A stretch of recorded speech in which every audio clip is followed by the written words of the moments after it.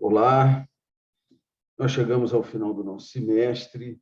Eu espero que todos tenham aproveitado bastante, apesar de todas as dificuldades, não é? Que esse momento de pandemia acaba nos impondo, um distanciamento, a perda dessa oportunidade muito rica de convivência na faculdade, mas vamos nos manter assim animados, né? Vamos superar essa fase, vamos seguir no curso. Esse vídeo que eu estou gravando tem a finalidade de explicar as questões da prova dessa nossa última avaliação e fazer essa última contribuição para o estudo de vocês. Eu vou, então, compartilhar as questões, não é? Lembrando sempre que digamos assim, cada prova tem uma ordem de questões diferentes e uma ordem de alternativas também diferentes. Então, essa é a ordem que aparece para mim. Eu abri uma turma, qualquer uma das duas, a turma A, mas eu vou explicar, então, todas as questões, ok? A primeira das questões que aparece para mim, aqui aparece não respondida, porque eu estou no modo de visualização, não é? Diz assim: sobre a teoria diferenciadora do estado de necessidade, assinale a alternativa correta.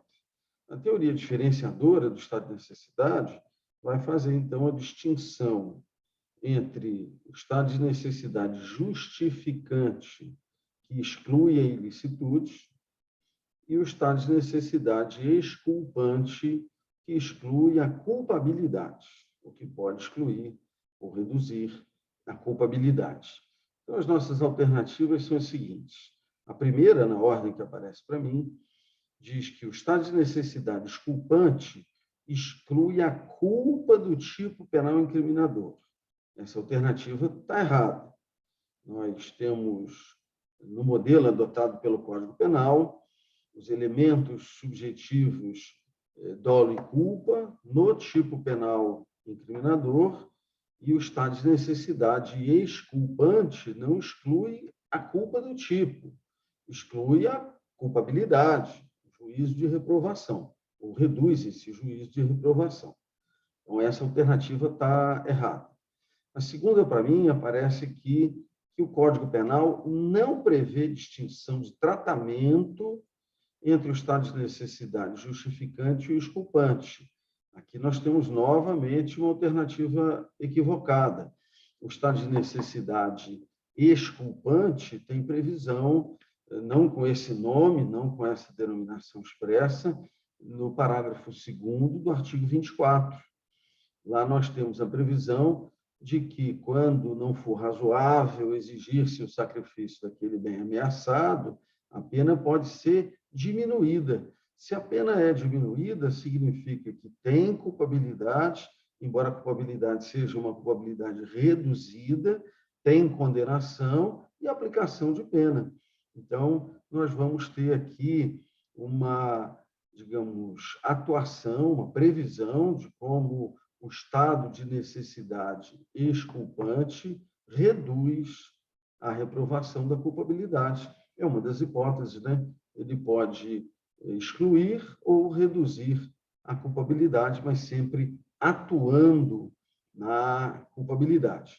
Então, a alternativa que diz que o Código Penal não prevê a distinção, não, está errado. Prevê, sim, uma hipótese que aparece inicialmente, essencialmente no 24, exclui a ilicitude.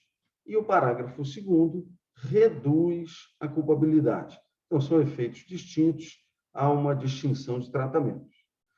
A alternativa C, que aparece para mim, diz assim: o estado de necessidade, o estado de necessidade justificante exclui a culpabilidade. Não, está errado. O estado de necessidade justificante exclui a ilicitude, né? Nós vimos. A alternativa correta, então, seria a última, que diz que no Código Penal quando o bem jurídico sacrificado for de maior valor do que o protegido, pode-se reduzir a pena do condenado. É exatamente isso que está escrito no parágrafo 2º do artigo 24. Então, essa primeira indagação está bem tranquila, uma, digamos, resposta direta pelo exame do que está escrito na lei, né? Bem, a segunda questão que aparece para mim é um pouquinho mais longa, diz assim: Josiano mantém em sua casa um revólver calibre 38 sem o devido registro no Sistema Nacional de Armas, que é o SINARM, e julga ser necessário para sua defesa, já que mora em uma comunidade violenta. Avisada por um vizinho, agente da Polícia Civil comparece. Aqui houve um errozinho de concordância, né? Então, agentes da Polícia Civil comparecem à casa de Josiano e apreendem a arma. Na ocasião, Josiano informa aos policiais acreditar que a posse de arma de fogo sem registro constituísse apenas uma contravenção penal e não um crime. Mas vejam, ele sabe que é proibido. Ele pensa que é proibido por um dispositivo que estabelece uma contravenção, quando, na verdade, esse dispositivo já foi revogado, ou melhor, não se aplica no caso da arma de fogo, e ele é proibido por um dispositivo que estabelece um crime. E aí eu esclareço mais um pouco, né? De fato, há previsão no artigo 18 da Lei de Contravenções Penais para a conduta de fabricar, exportar, ter em depósito em casa, né? No depósito do galpão, de trabalho, mas ter em depósito é ter guardado, né? Ou vender sem permissão da autoridade arma ou munição. Tem lá prisão simples de 3 meses a 1 ano, ou multa de 1 a 5 contos de réis, eu vejo que isso é antigo, ou ambas cumulativamente, se o fato não constitui crime contra a ordem política ou social. Então, essa é a previsão antiga da Lei de Contravenções.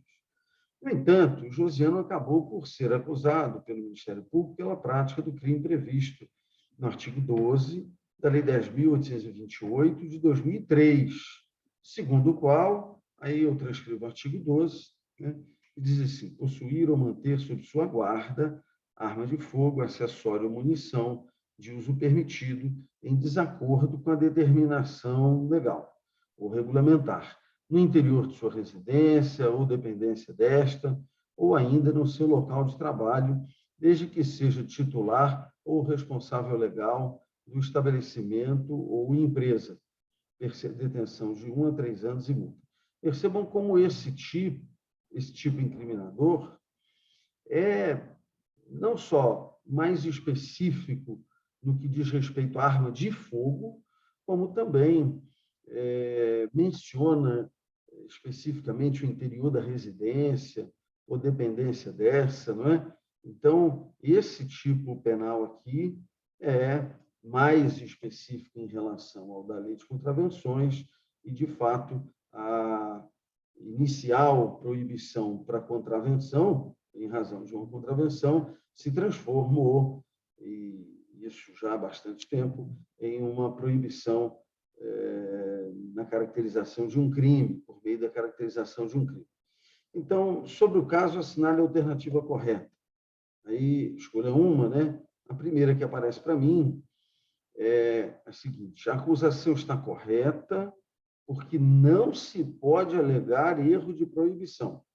A primeira das observações que eu fiz, né?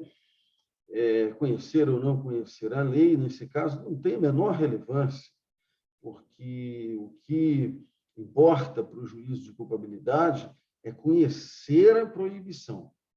E o indivíduo que pensa que é proibido por uma lei, quando na verdade é proibido por outra lei, ele não desconhece a proibição.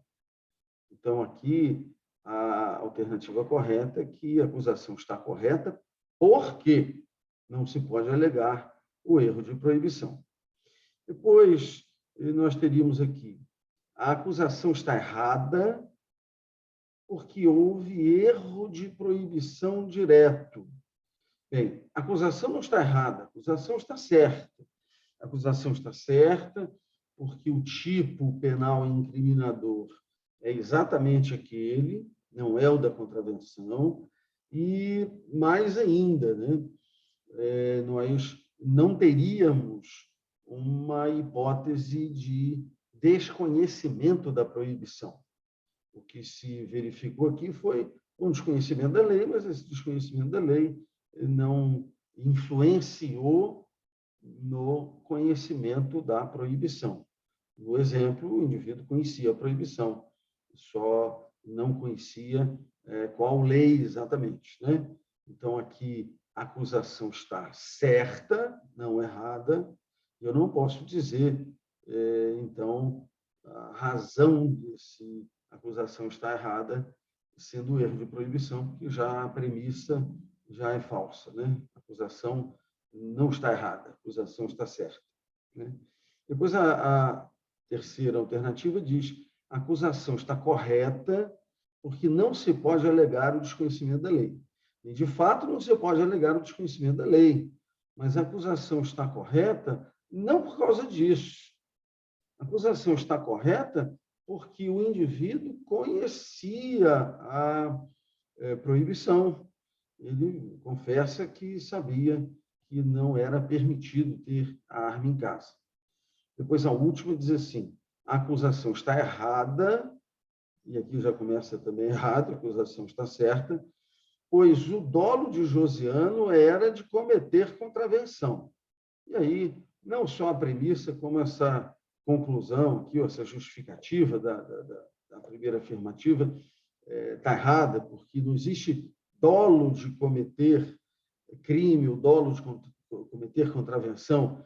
O dolo não inclui a consciência da ilicitude, então o indivíduo não sabe, nesse momento do dolo, não se examina se ele sabe que viola a lei A ou lei B. A consciência da ilicitude é uma questão de culpabilidade, né?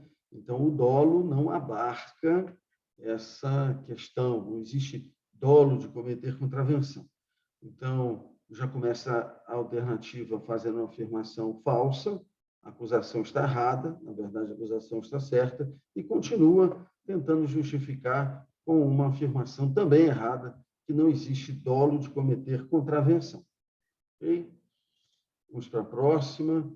Então, a terceira que aparece para mim é uma narrativa um pouquinho mais longa, também um pouquinho mais longa, diz o seguinte: Luiz é prefeito municipal e, aproveitando um dos cargos em comissão disponíveis, nomeia para presidir a comissão de licitação o seu amigo José Mané.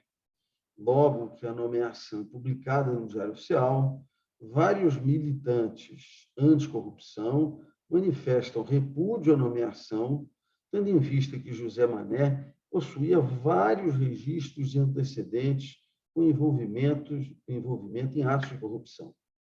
O Luiz, que é o prefeito, toma conhecimento da manifestação, mas o mantém no cargo. Meses depois, José Mané frauda uma licitação em razão de dinheiro que um dos licitantes lhe deu.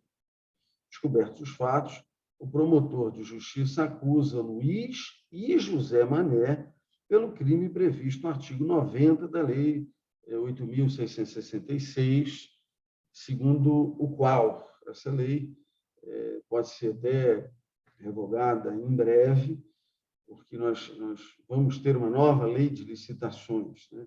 Tá para ser sancionada pelo presidente da República, já tem até algum tempo, está para ser sancionada, e ela, então, digamos assim, inclui os crimes no Código Penal, e essa nova lei de licitações traz, então, os procedimentos e tal, para a escolha da proposta mais vantajosa para a contratação pública, não é? Essa que é a ideia da licitação. E o artigo, então, 90, que estabelece hoje o crime da Lei 8.666, diz assim: frustrar ou fraudar, mediante ajuste, combinação ou qualquer outro expediente, o caráter competitivo do procedimento licitatório, com o intuito de obter para si ou para outrem vantagem decorrente da adjudicação do objeto da licitação. Detenção de 2 a 4 anos e multa. Em sua defesa, Luiz, que é o prefeito, confessa que aceitou a possibilidade que José Mané viesse a cometer crimes no exercício do cargo. Mas, nesse caso, se ele viesse a cometer, acreditou que apenas José seria criminalmente responsabilizado. Essa informação indica que o prefeito, Luiz, pensou que ele não teria nenhuma, digamos, relação com o crime praticado pelo José Mané, na medida em que a ação de fraudar, etc., teria sido realizada pelo outro, né? Mas aqui nós não podemos esquecer que o prefeito, em especial, por ter nomeado alguém, e aqui para dar mais um colorido, que foi sobre o qual houve advertência do perigo, né, de uma prática criminosa, ele é garantidor daquela, digamos, probidade do processo administrativo de licitação, né? Então, vamos ver aqui as alternativas. A primeira que aparece para mim diz assim: Luiz pode ser absolvido em razão do erro invencível de mandamento. O erro de mandamento é o que afeta a potencial consciência de ilicitude, ou seja, estamos em sede de culpabilidade, e quando nós estivermos falando, então, de erro de proibição, o erro de proibição invencível isenta de pena. O erro de proibição vencível reduz a pena. E, nesse caso, nós estamos falando de um erro sobre o comando normativo que estabelece a obrigação de proteger. O comando que manda realizar a conduta protetiva. Então, o erro de mandamento diz respeito à falta de compreensão de que aquele indivíduo está na posição de garantidor. E nessa alternativa, eu, então, menciono que ele pode ser absolvido em razão do erro, claro, aqui o erro que vem a ser invencível. O erro vencível traria condenação e redução de pena. Essa é a alternativa correta. Vamos examinar as demais? Luiz pode ser absolvido em razão do erro inexcusável. Inexcusável é que não tem desculpa. Então, se o erro não tem desculpa, ele já não pode ser absolvido. O erro, quando existe, estabelece, então, uma diferença de tratamento em relação a quem não está errado, quem não está em erro, mas o erro que não tem desculpa, ele estabelece uma redução de pena, né? E, nesse caso aqui, nós estamos falando, ele pode ser absolvido em razão de erro inexcusável. Não, não pode. Ele só poderia ser absolvido em razão de erro excusável. E aqui, de proibição direto, não foi o caso também. Se nós estamos falando de não entender que está na posição de garantidor, nós estamos falando de um erro de mandamento, não de erro de proibição direto. Depois, essa alternativa, então, está errada. A terceira alternativa diz assim: Luiz deve ser absolvido em razão do erro invencível de proibição indireto.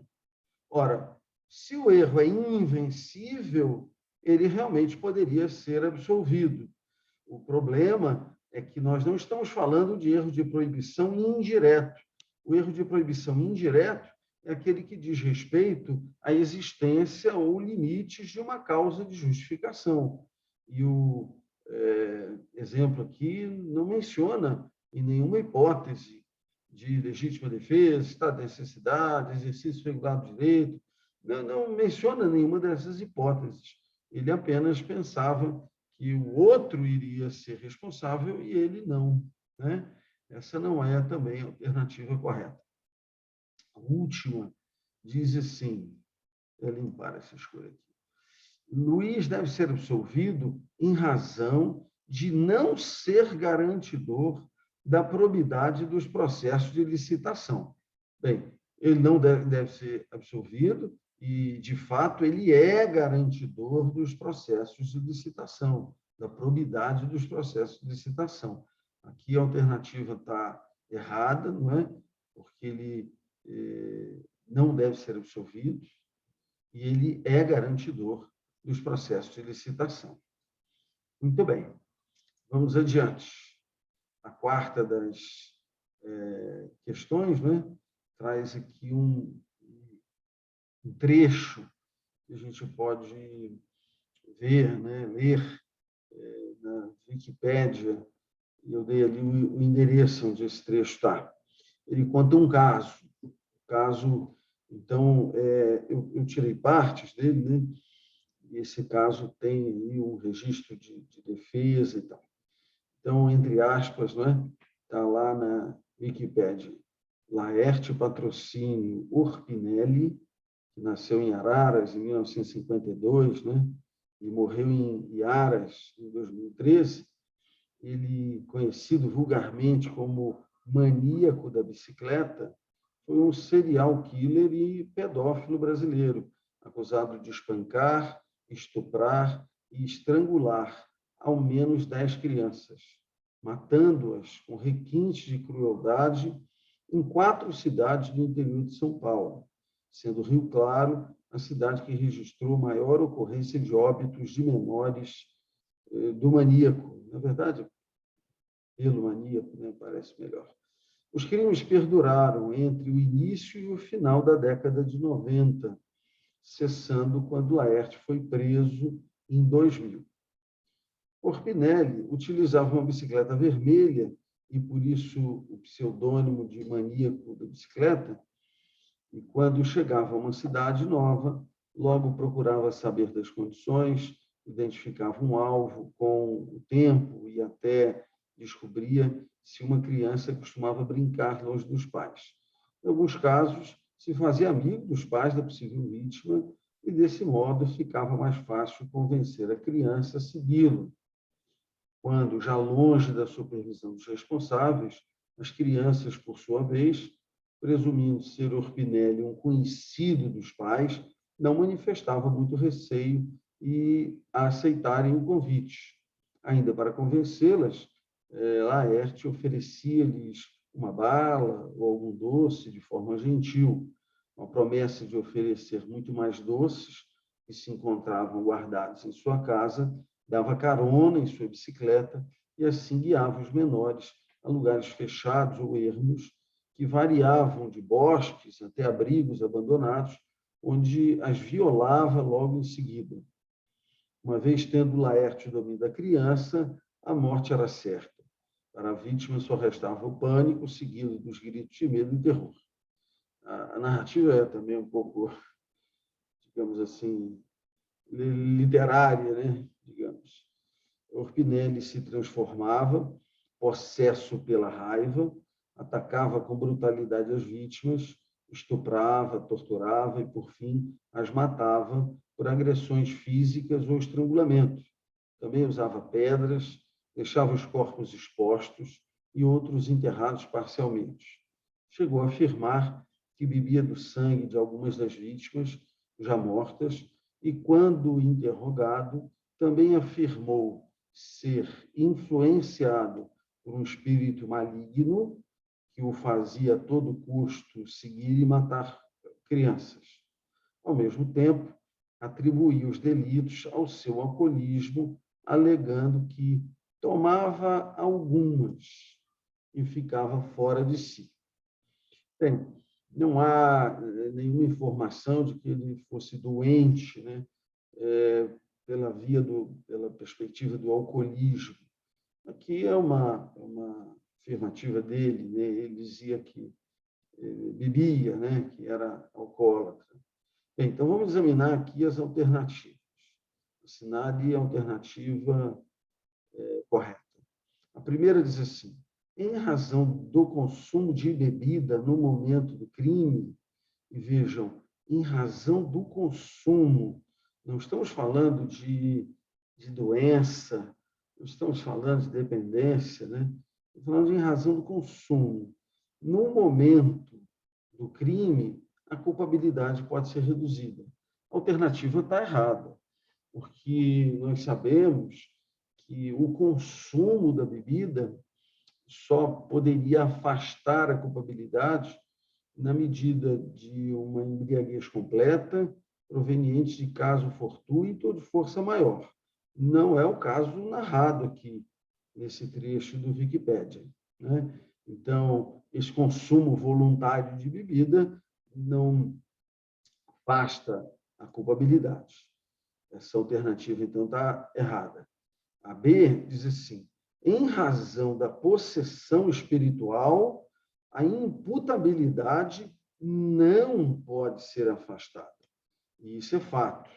O nosso Código Penal trata da imputabilidade e nos artigos em que essa questão é tratada, não há nenhuma referência a uma possessão espiritual.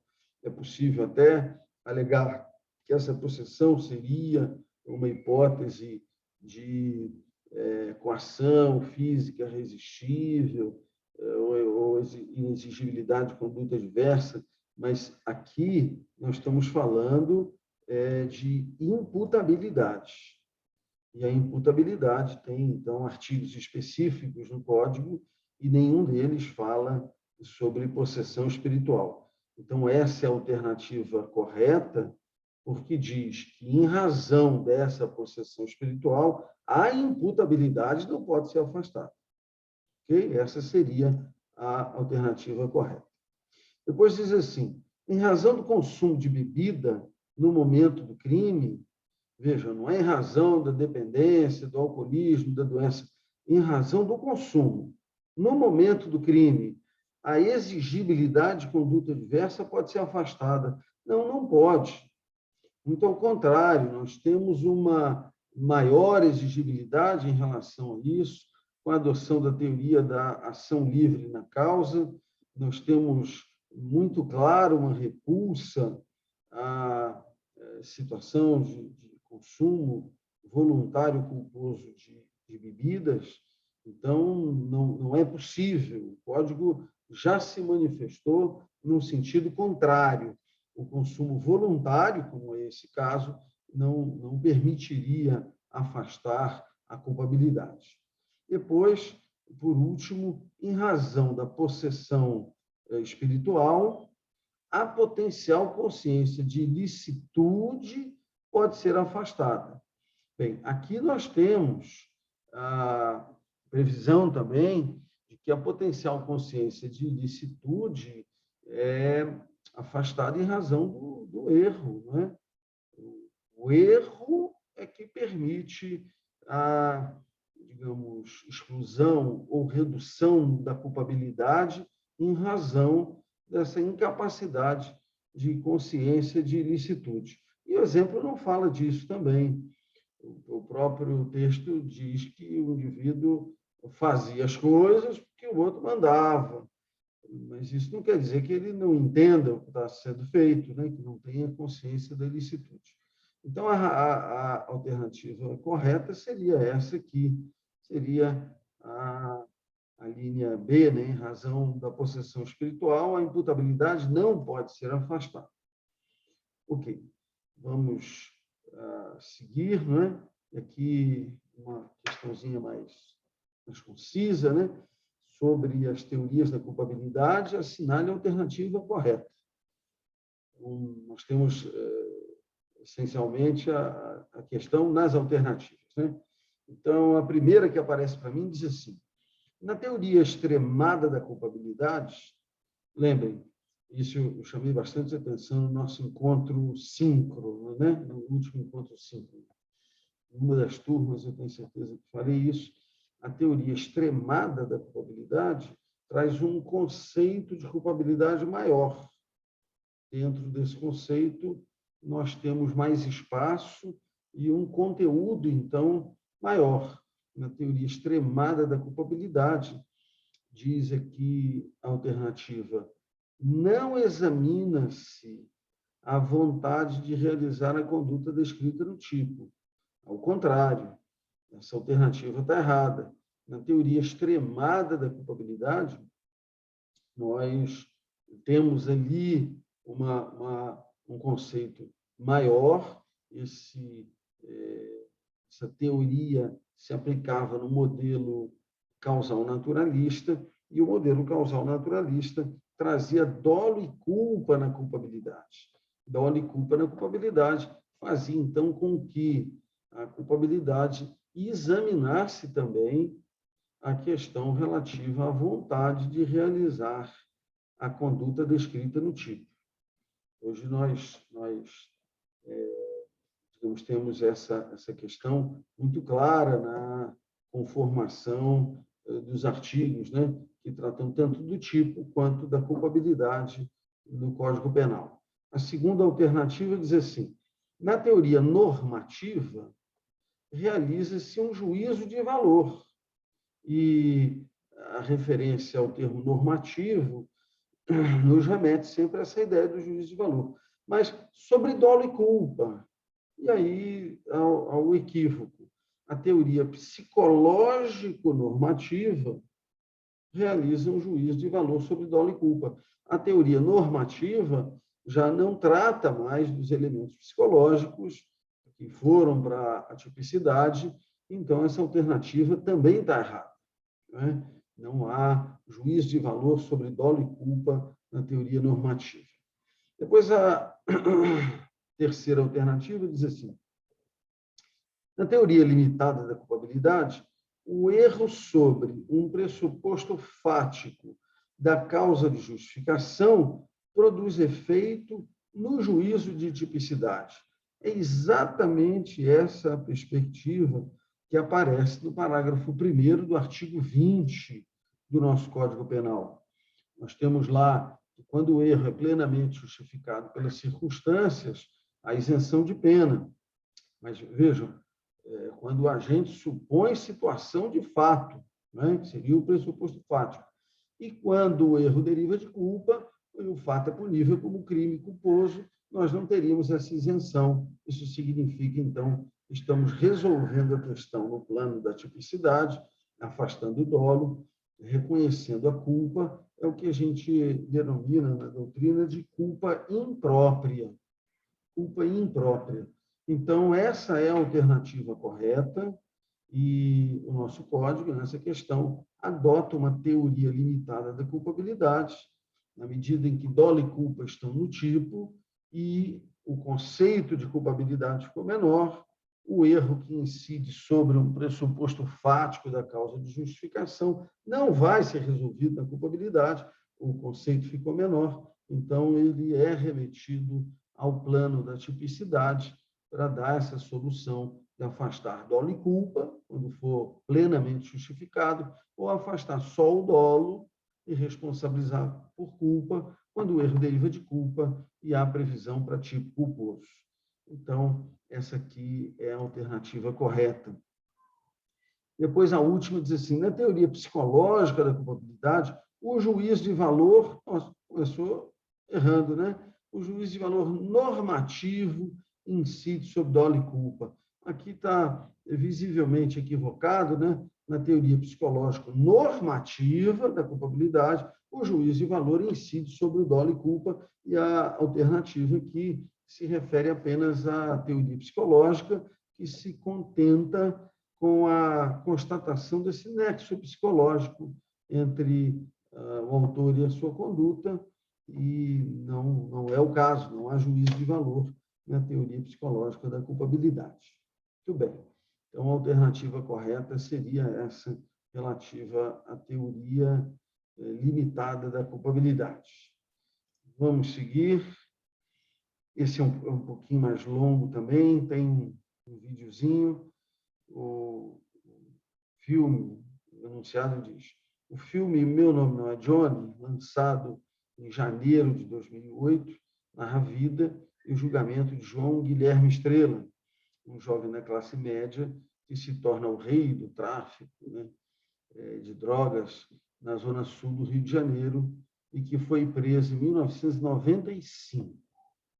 Aqui eu dou um endereço que conta, digamos assim, tem um referencial da prisão dele.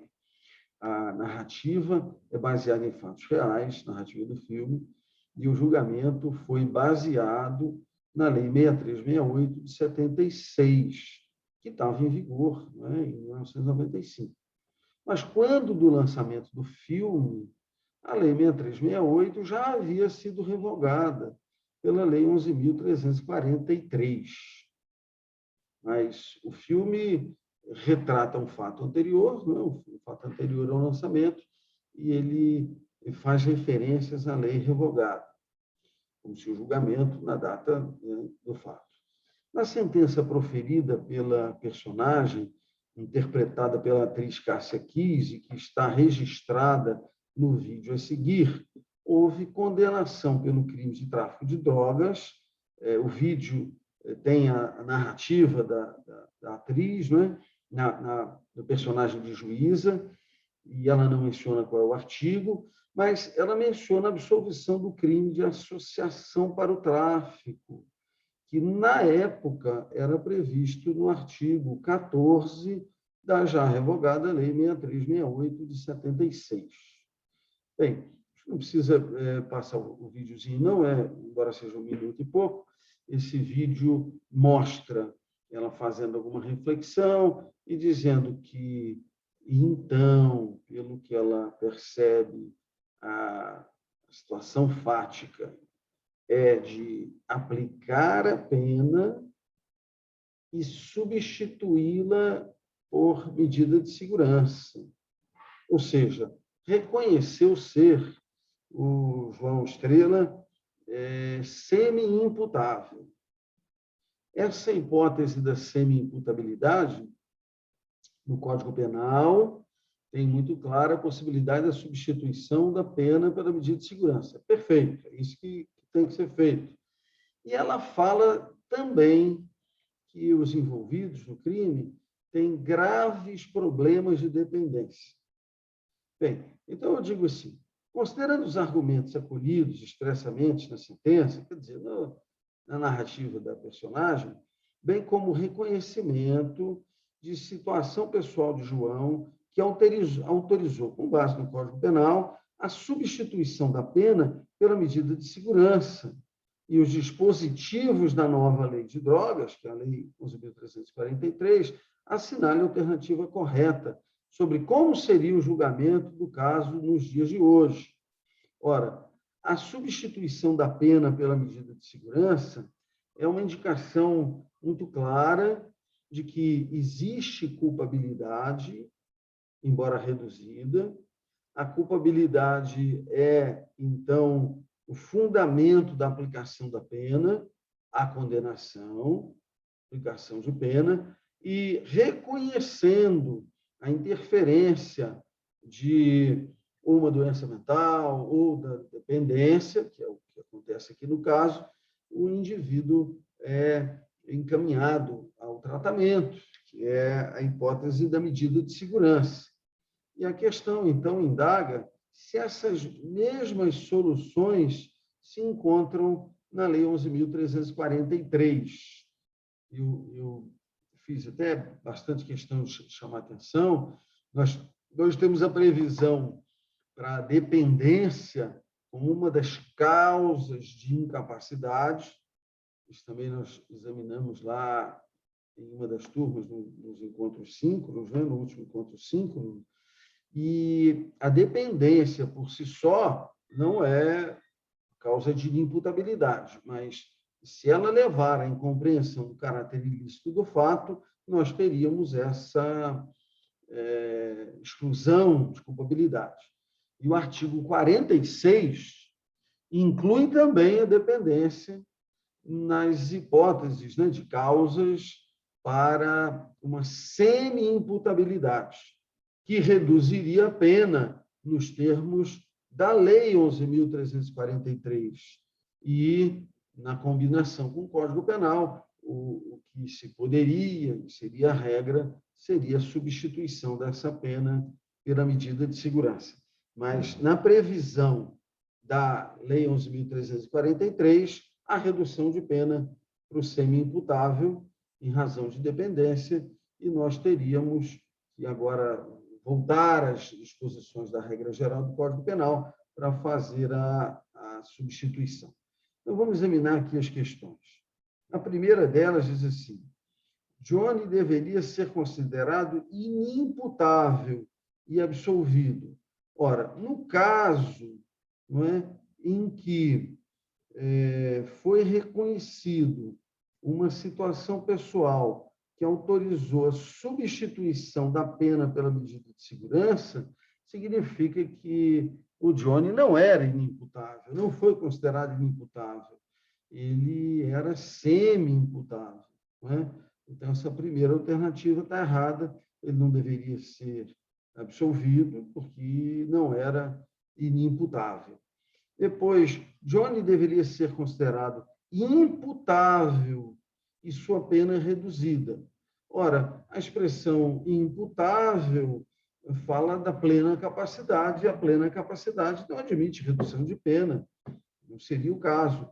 Ele, para ter a redução de pena, ele deve ser considerado semi-imputável. Então, o reconhecimento dessa dificuldade de compreensão do caráter ilícito do fato é que autoriza a redução da pena. Se o indivíduo é imputável, não há por que diminuir a pena. Essa alternativa também está errada. Depois, a alternativa terceira, C, né, diz assim: Johnny deveria ser considerado inimputável e sua pena. Ora, o inimputável não tem pena. Inimputável é absolvido, inimputável não tem culpabilidade, né? Não há culpabilidade nos casos em que se reconhece que o autor da conduta é inimputável. Então, aqui a gente já percebe claramente o equívoco. O inimputável não tem pena e não pode, então, a pena ser substituída por medida de segurança. E a alternativa correta, então, seria essa última, que diz que Johnny deveria ser considerado semi-imputável, e aqui pela regra do artigo 46 da Lei 11.343, e a sua pena reduzida. É exatamente isso que diz o artigo 43, diante dessa situação, não é, em que se reconhece a semi-imputabilidade. Bem, a última das questões, não é, vai nos dizer o seguinte: conforme registra a notícia abaixo, e aí eu pus o nome dos pais assim abreviado, né, que são um casal, né, impediram a realização de transfusão de sangue na filha do casal, que contava com 13 anos de idade e encontrava-se hospitalizada e necessitava do tratamento para sobreviver.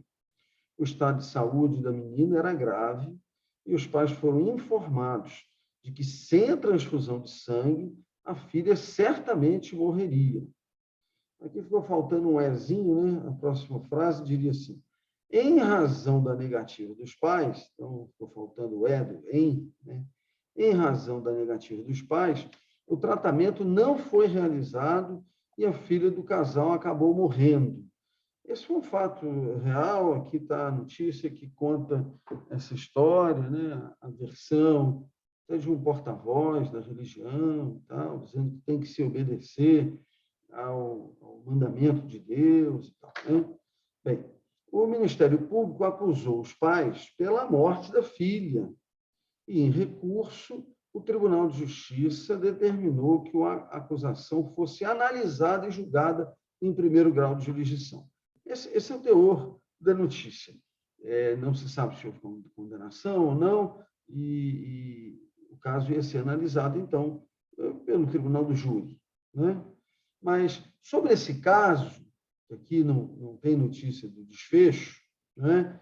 Vamos assinalar a alternativa que se apresenta correta. A primeira diz assim: o conflito de deveres pode excluir a culpabilidade dos pais por inexigibilidade de conduta diversa se os pais, não puderem resistir ao comando religioso. Aqui, a ideia é que se estabelece um conflito entre os deveres estabelecidos pela lei dos homens, que é o Código Penal, especificamente, pela lei de Deus. E aqui o condicionante, essa exclusão de culpabilidade só se apresentaria se os pais não pudessem resistir ao comando religioso. E aí, é claro, é uma perspectiva pessoal, não é? Uma questão que diz respeito à influência que a religião exerce na vida daquelas pessoas, E se elas, então, estão comprometidas a tal ponto com aquelas orientações de natureza religiosa que não teriam, então, como descumprir. E não se tem uma previsão expressa para esse caso, mas nós podemos usar a referência, o norte fundamental da inexigibilidade de conduta diversa. Nesse caso, se os pais não pudessem resistir, essa seria exatamente a situação a reconhecer, ou seja, a exclusão da culpabilidade em razão da inexigibilidade de conduta diversa, constatado que os pais não podiam resistir ao comando religioso. Essa seria a alternativa correta. Vamos examinar as demais. A seguinte diz assim: a proibição religiosa justifica plenamente a conduta dos pais, de modo que há exclusão da tipicidade da conduta dos pais. Ora, aqui a gente tem uma, digamos, uma indicação para a exclusão de ilicitude, porque a justificação é uma, digamos, característica fundamental das causas excludentes de ilicitude, mas o Código usa essa expressão, justifica plenamente o erro sobre a excludente de ilicitude, quando no artigo 20, parágrafo 1º, está falando da culpa imprópria. Mas a proibição religiosa não é um erro, não tem erro nenhum. Os pais sabem o que manda a religião, sabem o que manda o Código Penal, aqui não há nenhuma informação no sentido de que eles confundiram o Código Penal, isso não existe, eles foram alertados sobre a consequência, E aqui a conclusão, evidentemente, equivocada, de modo que a exclusão da tipicidade. Não é possível fazer a exclusão da tipicidade, nós temos aqui uma relação de causalidade normativa que se estabelece, seja porque se pensa que não houve autorização para a realização daquela transfusão, ou seja, porque, e aqui nós estamos falando mais enfaticamente, eles impediram, eles negaram, isso é uma conduta de ação, eles negaram o tratamento para a filha, e isso normativamente, então, seria uma relação de causalidade, caracterizaria o tipo no plano objetivo e também no subjetivo, já que eles foram informados daquela consequência, das consequências daquela conduta de impedir a transfusão. Então, essa alternativa está errada também. Ou também não, essa é a primeira das erradas. Depois, a linha C diz: os pais devem ser absolvidos, pois, normativamente, não se pode afirmar que os pais deram causa à morte da filha. Não, a alternativa está completamente errada, porque normativamente se pode afirmar que os pais contribuíram, não foram a causa única, mas deram uma causa, ofereceram uma causa que, no conjunto de causas, levou à morte da filha. Essa alternativa aqui está errada. A última diz assim: os pais devem ser condenados porque a liberdade de religião não chega ao ponto de permitir, aqui permitir, né, permitir a morte de pessoas. Olha, essa é uma questão que não está em discussão, né? Não se está analisando um caso em que a religião autorize matar alguém. A questão não é autorizar matar alguém. A questão é proibir fazer, digamos, a transferência de sangue de uma pessoa para outra. Os pais certamente não queriam que houvesse a morte dos filhos, essa ideia de dolo direto, né, de querer que desposto, não existia, não há nenhuma autorização na religião para que os pais matem seus filhos. A discussão não é essa que está em jogo, né? Então, essa alternativa tem uma fundamentação equivocada, uma fundamentação até divorciada do caso que a gente está analisando, né? E os pais não devem ser condenados, não é? A ideia é que eles podem, sim, com o sofrimento que tiveram, né? A escolha difícil, a situação difícil, né?